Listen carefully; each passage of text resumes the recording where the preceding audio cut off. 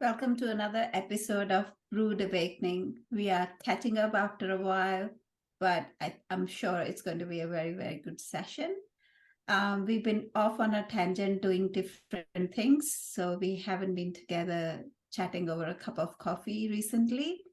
So my name is Poonam. I'm a conscious parenting coach, and I'm the founder of Possibilities Redefined. I can't even talk today.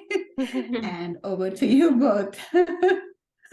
Hi, everyone. Yes, it's nice to be here. I can't wait to see what card we get today. I'm Anna. I'm also a conscious parenting coach. I'm a doula and a prenatal educator. And on to Fati, and she will draw the card for us today. Hi everyone, and I'm Fatima. I'm a conscious parenting coach and a Montessori educator, and I'm so excited to be with you all here today. And let's see what we have. The cards are a bit too big for my hand. Just looking away. Okay. This one says, your children never have to earn your trust or acceptance. They earned this the moment they were born.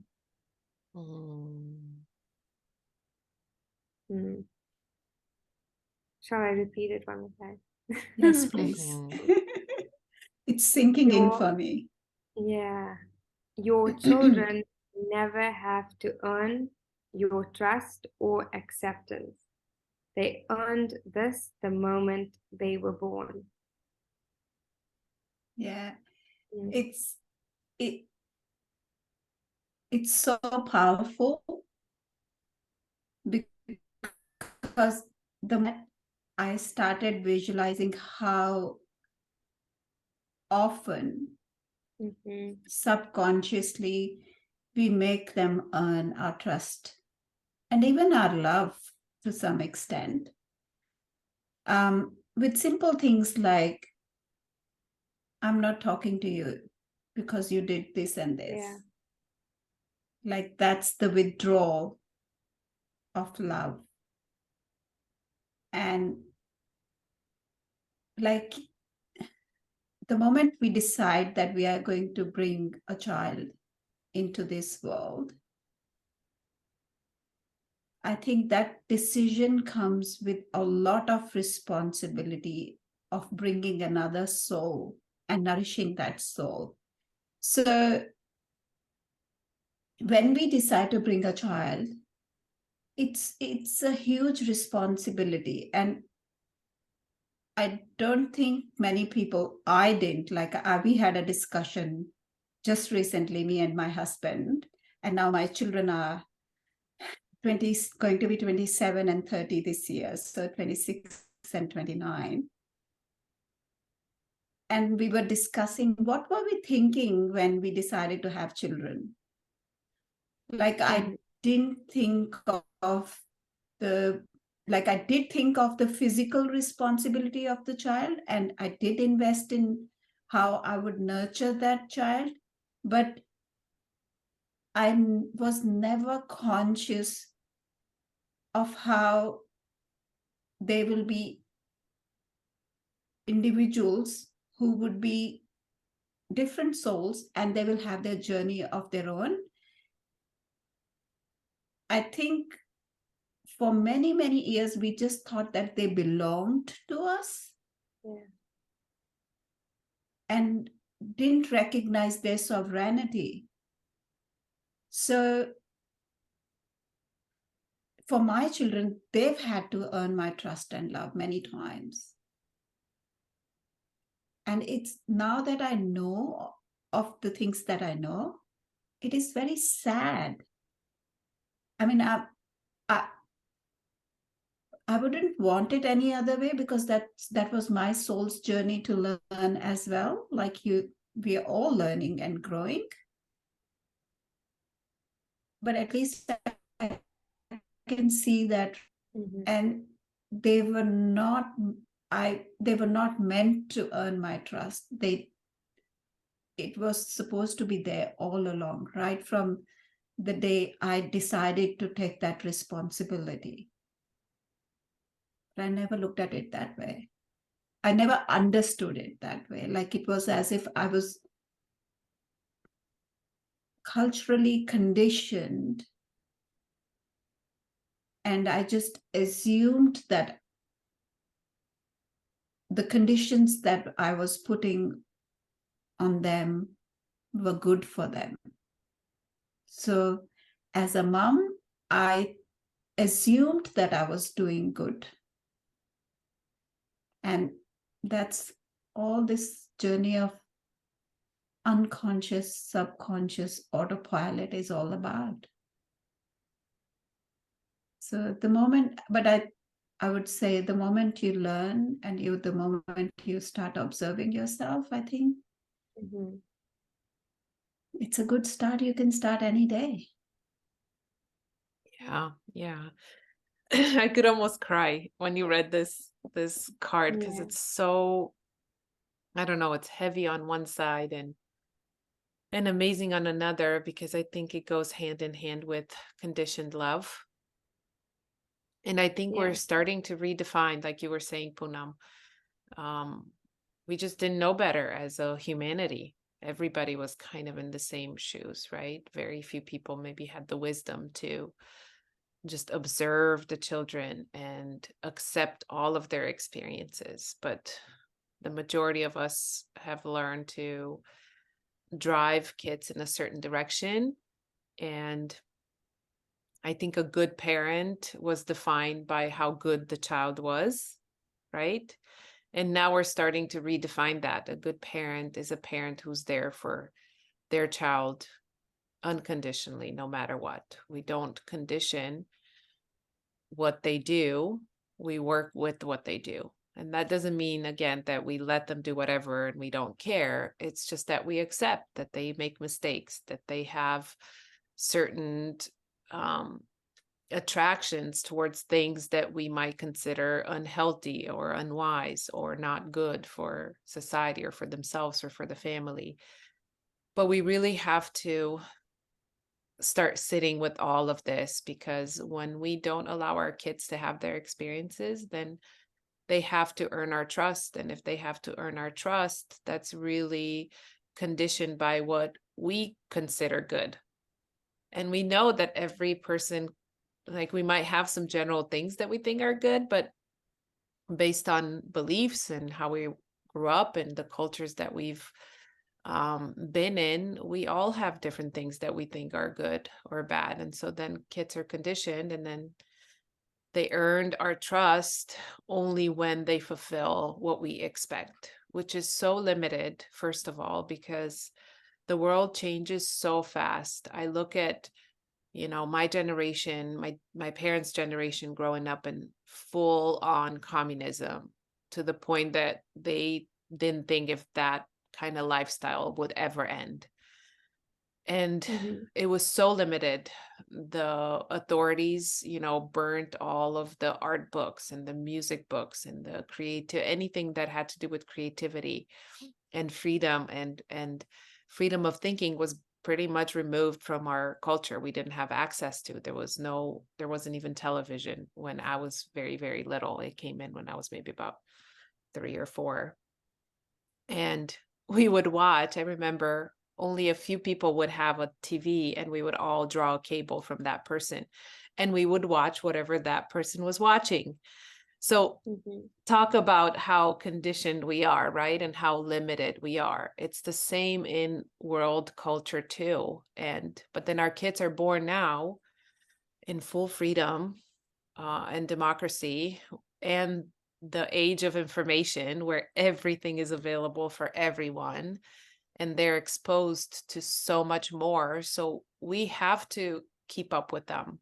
We have to open up and understand what they see and what they go through in order to be there for them, because otherwise they'll disconnect eventually. When they're teens, they'll probably disconnect, and because they don't feel like we are good support for them.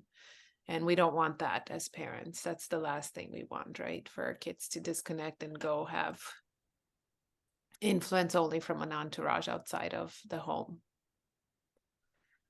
Yeah, and it makes them kind of like over a period of time, if we have expectations of them behaving in a certain way, it kind of kills their authenticity, because they start pretending to be accepted, because that's their basic need, to have a trusting caregiver, a loving caregiver. And if that caregiver or the parent has conditions, then they try to meet those conditions, where they lose themselves in the process.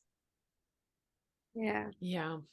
Like, just when you said it again, and then Anna said it, that like just the thought of it, that my child has to earn my trust, it sounds so yuck to me. Like it doesn't sit well with me. Transactional. Yeah, because it's like, why does a being that has just came into this world, like Poonam said, sovereign, have to earn your trust? Because what did it do to lose the trust? Because it already came with it, right? And that's like how you say that this shows up in our conditioning, because you have it comes from within us. Like, what is it that we don't trust in ourselves? What is it that we don't accept in ourselves, that we don't want to accept in our child? And that's it. Just looking and accepting your child for who it is they are, for what it is that shows up in that moment. And it's more inward, because it's more when you look at the child, it's more as, what is it that I don't accept about myself that I can't accept when I look at my child? And it just shows hand in hand our conditioning, and how we have created this idea where a child has to earn our trust and acceptance, because I feel like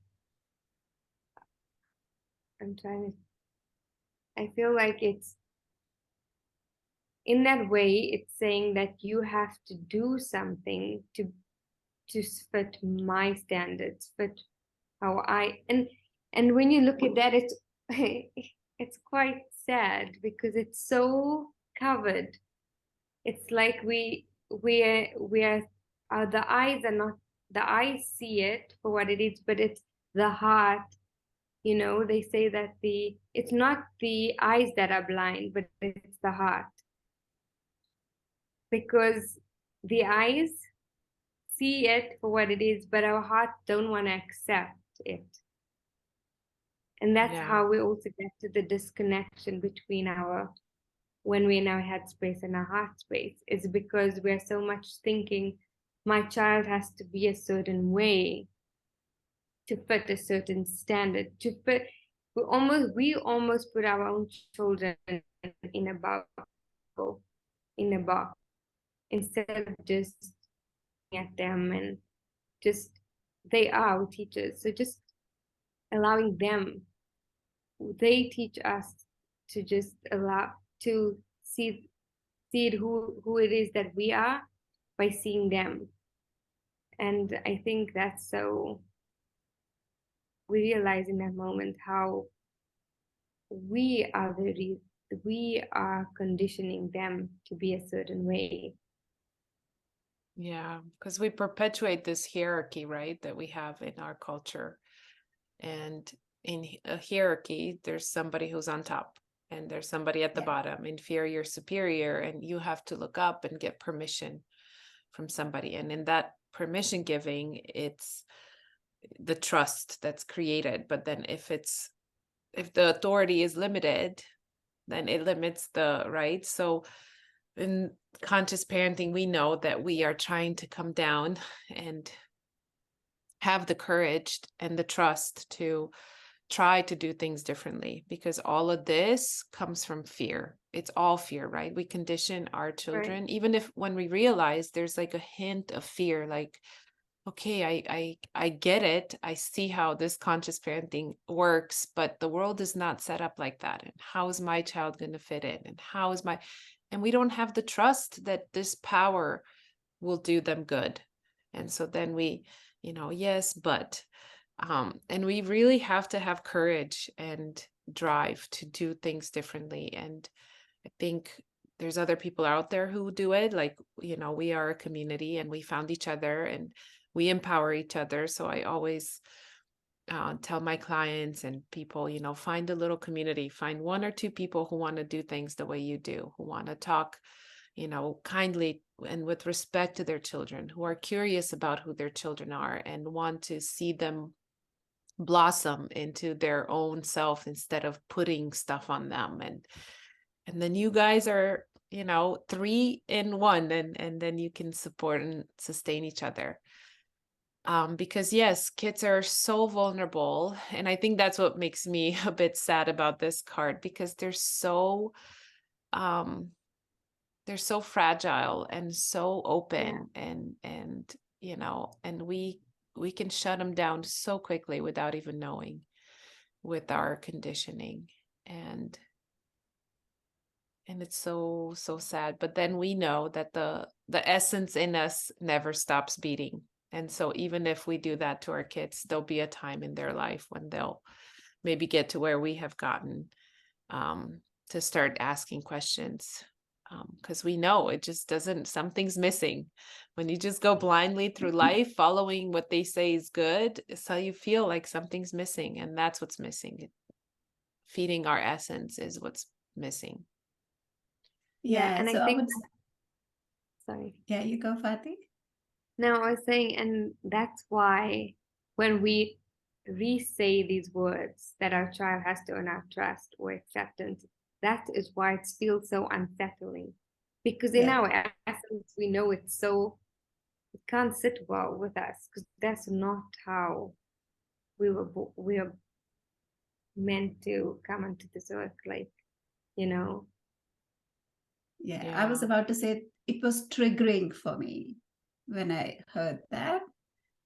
And I would like to tell people, like the parents who are listening to this, or adults who are trying to make a change in their life, all these conversations that we have might feel triggering to you as well, because in our heart of heart, our basic intention is to be good. And love our kids, but we don't know how to love our kids because we were never taught this. So when you feel that your child is not meeting your expectations, instead of correcting them or making them work to meet our expectations, I think we need to sit with ourselves and figure out what is the root cause of having that expectation? Where does it come from? Is it a belief system? Is it something that your parent did to you? Have you learned it from the society? And what is the ultimate goal? Like, what are you trying to achieve? And like, and can you, do you feel like you're achieving it? Because I think exactly we are blindsided by this need, right? We know what we want to achieve, but I think I found that in myself, where I'm like, I never set to ask, have I achieved that? Has that what I've put pressure on with the way I've done it come true? And mostly it never does, because children have resistance to protect themselves. And it's a beautiful way of seeing this. I always tell people, like, when you see resistance in your child, be happy, because that's an in to understand what they're about. That's your moment to slow down, to try to reconnect in a different kind of way, because they're made like that. They're so powerful in that way, to just like, put a bit of resistance, to be like, hold on, you're trying to put something on me that's I don't want, or it's not right for me. Exactly. And that's our opportunity. That's what they give us. They give us an opportunity to actually slow down and realize what they need. We actually applaud no resistance. Yeah. So in the society's definition, a good kid is who says yes to everything that the parent says. You have to study now, okay, I'll study. You have to do this, okay, I'll do this. But can you do it yourself if someone else had to say it to a parent that this is how regimented your life is going to be? You have to say yes to someone else on how you are going to live your life. We won't accept that, but we expect our children to do that and we applaud that. So the good kid in today's society becomes so anxious when they are adult because they keep trying to put pressure on them to be good. So they are seen as good because that's how they've received love. Yeah. So look at how distorted life gets by Yeah. us doing what we are doing to them. So that resistance that you're talking about is a life savior for them. Applaud that resistance, celebrate the resistance, because the child is trying to hold on to their authenticity and to who they are, trying to And that break that. child, Yeah, that child will always have to live with that expectation, right? Like they have to be a certain way. They have to hold that exactly. expectation. And so Because that's how they were loved. every time they are not able to, that's what brings the anxiety. That would make them Exactly. feel they're not good enough because Exactly. they were taught that all this time I had to be a certain way. And now when I'm unable to be that way, people won't see me, people won't love me. And I think most of us have to sit with that because it's not only you or me, it's every single one of us that go through this in our own way. Yes, But definitely. it all stems from the same root. It's tremendous So, pressure too. Because it's so much an expectation of the parent that they don't actually even praise the child. It's just a continuous expectation. Like that's what you're supposed to do. Like almost like suck it up. Life is about yeah. being good.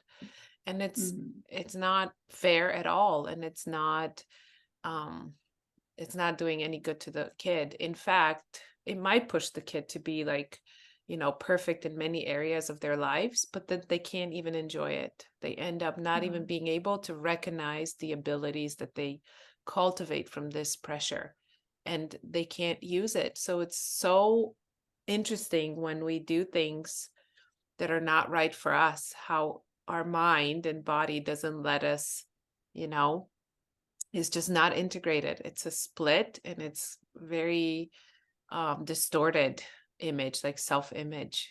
And we know this as coaches because this is what we work with all the time, right? To just reintegrate and start. And it's a journey. It's a journey back and then a journey to the present moment again. Yeah. So we could save our kids from, if we truly love them and care about them. I always remind myself, just sit in the moment and go through all of it, as tough as it is, because this will save him a lot of hard work later on. Yeah. And not that we do it perfectly, because we don't. We mess up too, but we learn from it. Every time I mess up, I get more clarity as to what I'm doing and as to what in me blocks me from being present the way he needs me to. And it's a beautiful journey, and it hurts at times, and my voices in my head roll in negative ways, but I can always come back into center and say, okay, this is what life is all about. It's not about being good and bad or perfect or this. That life is about everything and being able to sit with all of it. Yeah. So the seeking of perfection has the same roots. Yes. Okay. Because we need validation. Mm-hmm. But no human being is perfect, and neither are our children, and nor are we as parents. Okay. It's a journey of learning and growing together. So when the child is learning and growing, we are learning and growing as a parent, and it's a never-ending journey. So there's no end to achieve. There's no pass or fail. As long as you're willing to learn, understand, make things better. Yeah. I Yeah. was thinking the same thing. There's no such thing as perfection, right? Perfect according to who? According to Yeah, what standard? You know, exactly. like we're not here to be perfect, because if we were all perfect, then there would be no growth. It would be so boring. But this is the beauty of it, because when we're here to explore, we're here to grow, we're here to learn, and we need the little mistakes. We need, because in these little moments is when we find more about ourselves, and when we are learning, when we are growing. So we need these little aha moments of clarity. This is what brings a little bit joy to our soul as well. Yeah. Yeah. Yeah. So in conclusion, I was just want to say, feel free to fail, acknowledge your failure, and show your child failure is okay. It's just another step in your journey of growth. That's beautiful. Thank you, Yeah. everyone. Thanks. Thank you.